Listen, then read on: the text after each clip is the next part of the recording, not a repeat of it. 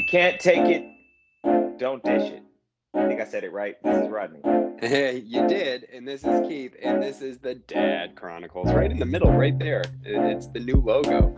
I'm so this is where we just chronicle our journey for our daughters, and we put it out there to build some community because we like to learn from other people as we set on this journey of the unknown.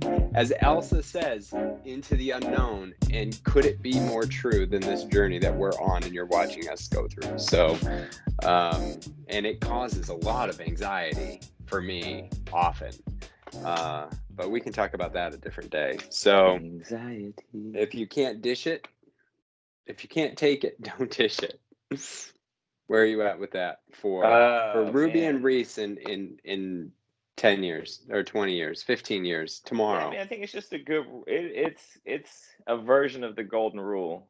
Treat others how you want to be treated. Mm-hmm. On the flip side, if you want to get after somebody, you want to be aggressive, you want to let them know how you feel, get ready to get it back from them specifically, and then in life in general, the karmic rule of what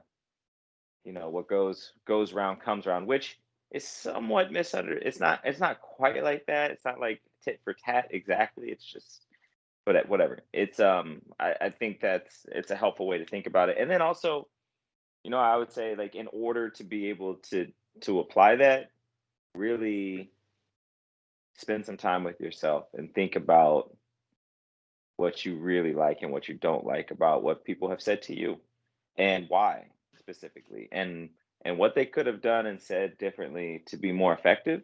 And then, I think for me, spending time doing that has helped me approach others differently. What about you? How do you know that cognitively we overestimate what others can do and underestimate what we underestimate others and we overestimate what we're capable of, and we often judge others while making excuses for ourselves. And it's an important. This is a psychological proof, and there have been many studies on this very fact. And what that means, and I'm not just talking about. So when I say this, it's not just in jokes or in jest. It's in judgment. It's in criticism, specifically about other people who aren't there to defend themselves. So know this about the human condition. And to Rodney's point, and I like that, spend time in reflection and understand your own value, so it's easier to receive judgment and criticism from others, not so you can provide it, but I find it to be more important to understand how we can process it rather than reflecting that onto other people. I like that, because it's more like that whole receiving thing. Because if you spend time, that adding that value part on is really big. Because if somebody gives you a piece of garbage feedback that has nothing to do with you or anything you've ever done or anything that you care about, you don't have to internalize it. You don't have to stop and think about it. You can just say thank you and keep moving. Because it has no bearing on your life. But on the idea of dishing, sometimes you get frustrated, and sometimes words come out before you even think about it. Yeah. And oftentimes, depending on who you're talking to, but oftentimes they just come right back at you, and you're not ready for it. You ever had that? I have that happen. Oh yeah, with my wife. They come back right at you, and you get defensive, and it's like, and I'm not angry because, like, how dare you say something about me when I just said something about you? But I didn't say anything about you because this is what I actually meant. But I don't really care what you meant because what you said matters, and it becomes this hypocrisy and in an instant dynamic, and you project that out to how we often, like, to the point of reflection. This is something that I have I used to be a complainer of people. You know this. Like a gossiper, if you will. Not just about petty fun things, but like, these people do this or this person did this, and it becomes this, I'm the righteous one. And at the same time, if they were to say things behind my back, as I would have been doing in that circumstance, I would have been like, how dare they? Like, who are they? I would have, whatever the case. And when you spend time in that reflection, which we have talked about a lot, we spent a lot of time in the last few years as we've started this journey, really reflecting on who we are and how we go about this world. I have actually found it difficult to take part in those conversations. I don't like it. And there are times where moments become frustrating, so I'll vent it and then I'll move on. But if someone else were to do that behind my back, I actually am less discouraged by that anymore, because like I'm far more aligned to my purpose. And to the point of the original point, like all of that's good. And I would say, if you're gonna talk about people behind their back, you're ready for them to do it to you.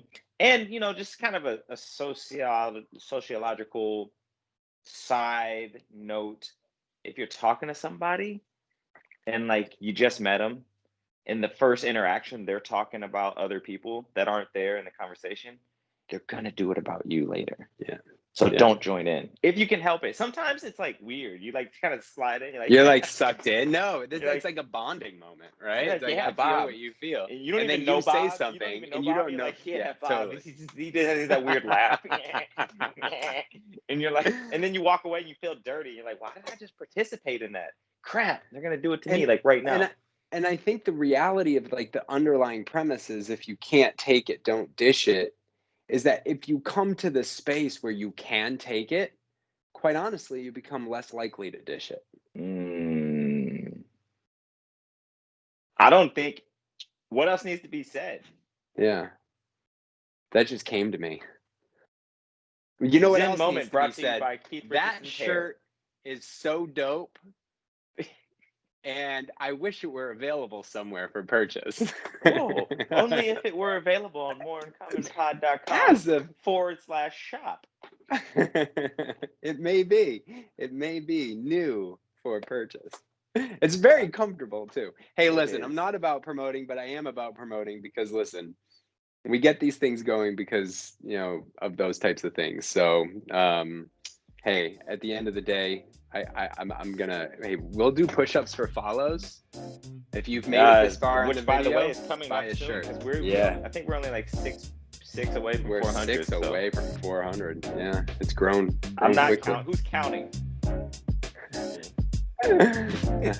Anyhow, listen, I really like this topic, and I'm gonna change this up a little bit because of the way we're distributing these now. Check out other videos, and if you like this topic, share it out. Let other people see it. And if you really like this topic, why don't you answer the question Rodney has? Yep. Do you have an awkward laugher in your office? No, I'm kidding. The question is, how do you feel about being talked about when you're not there? I like that. Yeah. How do you feel about that? Yeah. Like when it gets back around to you, or if it doesn't. Yeah. Yeah. Just the knowledge that it's happening and you may not actually know. How does that make you feel? Dope.